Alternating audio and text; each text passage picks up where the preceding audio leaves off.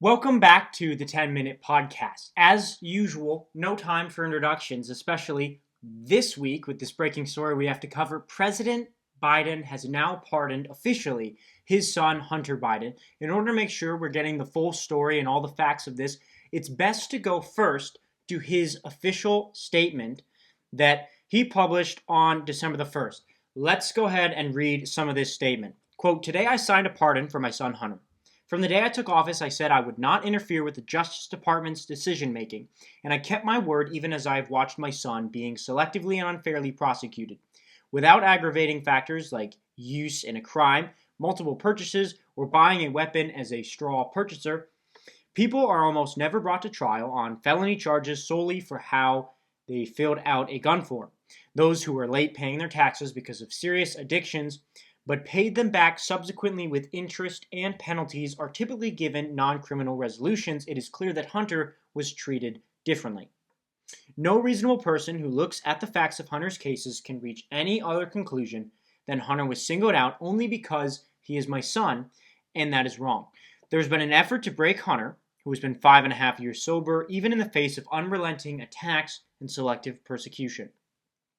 In trying to break Hunter, they've tried to break me, and there's no reason to believe it will stop there. Enough is enough. For my entire career, I have followed a single principle. Just tell the American people the truth. They'll be fair-minded. Here's the truth. I believe in the justice system, but as I have wrestled with this, I also believe raw politics has infected this process, and it led to a miscarriage of justice. And once I made this decision this weekend, there was no sense in delaying it further. I hope Americans will understand why a father and a president would come to this decision." I think certainly we can understand why a father would come to this decision, pardoning his son. However, Biden does make one interesting, what would seem to be a contradiction. He says he believes in the justice system, while also, in the same sentence, saying that he believes raw politics has infected this process and it led to a miscarriage of justice. Seems like Biden doesn't have much faith in the justice system in this instance, though he claims to have faith in the justice system in other instances. Very interesting. All right, of course, many right-wing conservatives have called out this so-called consistency and are jumping in opposition to this pardon from Biden. CNN ran an article, quote, "Biden's pardon of his son pours fuel on Trump's claims of politicized justice." Specifically, a lot of right-wing conservatives are pointing to the actual pardon. So let's read some of it right here. Robert Hunter Biden, a full and unconditional pardon for those offenses against the United States which he has committed or may have committed or taken part in during the period from January 1st, 2014 through December 1st, 2024, included but not limited to all offenses charged or prosecuted, including any that have resulted in convictions by Special Counsel David C. Wells in docket number, etc. So we see not only is Hunter Biden pardoned for the crimes that he's being prosecuted on, but he's also been pardoned for any crimes that he may have committed from 2014, that 10-year period from 2014 to 2024. Really, really interesting, and a lot of right-wing conservatives are calling this out as an abuse of the executive power from President Biden. The New York Times ran an article, quote, "Democrats sharply criticized Biden's pardon of his son." So even some Democrats, it would seem, according to the New York Times, are calling this out and criticizing this decision. Quote, "Hunter Biden pardon unprecedented and very unusual, reports or experts say," according to the USA Today.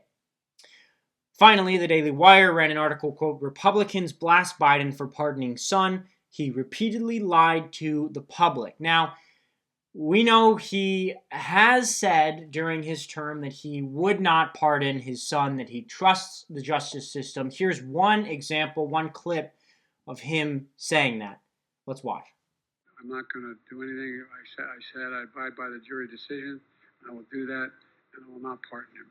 Biden, obviously, and without a doubt, saying that he would not pardon his son. It wasn't just Biden, though. Biden's press secretary, Karine Jean-Pierre came out and said this during some briefings. Here's what she had to say about this situation. It's still a no. It will always be a no. It's still a no. It will be a no. It is a no, and I don't have anything else to add. Will he pardon his son? No.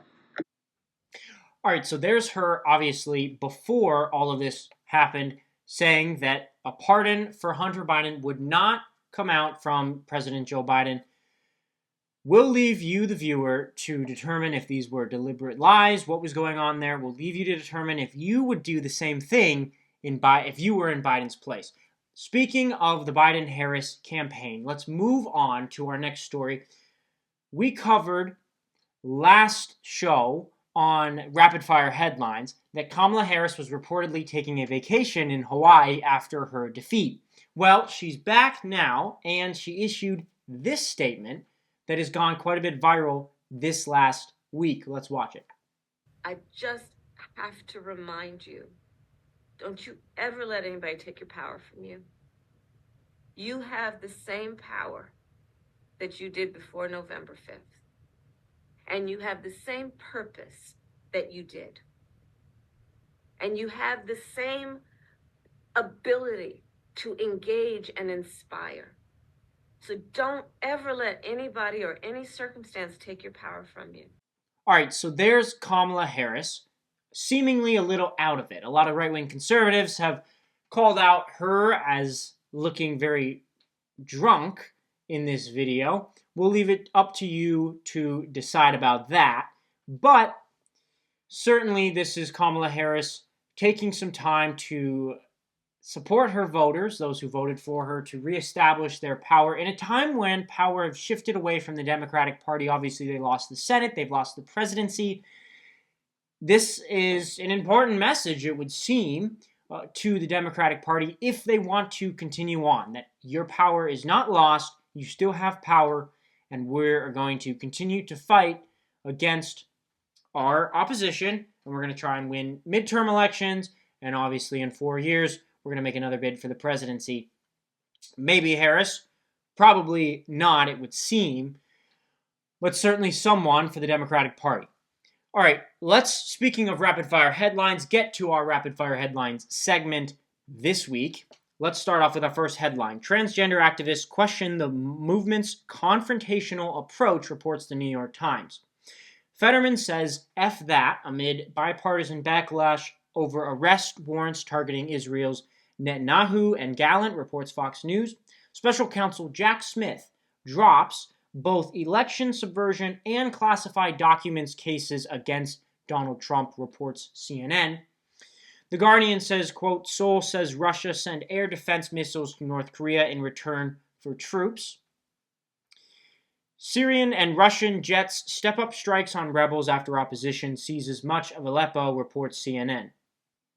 Jim O'Neill selected to lead HHS alongside Robert F. Kennedy Jr. as deputy, reports The Hill. Trump's decision to tap Kash Patel for FBI director sends shockwaves through Washington, reports CBS News. And finally, the New York Times, quote, breaking news, obesity drugs would be covered by Medicare and Medicaid under Biden administration proposal. That wraps up rapid fire headlines. Let's get to our next story of this week. Let's talk about Trump's tariff plan. Over the week, Trump came out and talked a little bit more about his proposal for tariffs that he will be implementing when he comes into office. Let's read what he had to say. Quote, as everyone is aware, thousands of people are pouring through Mexico and Canada, bringing crime and drugs at levels never seen before. Right now, a caravan coming from Mexico composed of thousands of people seems to be unstoppable in its quest to come through our currently open border. On January 20th, as one of my many first executive orders, I will sign all necessary documents to charge Mexico and Canada a 25% tariff on all products coming into the United States and its ridiculous open borders. This tariff will remain in effect until such time as drugs, in particular fentanyl, and all illegal aliens stop this invasion of our country. Both Mexico and Canada have the absolute right and power to easily solve this long, shimmering problem.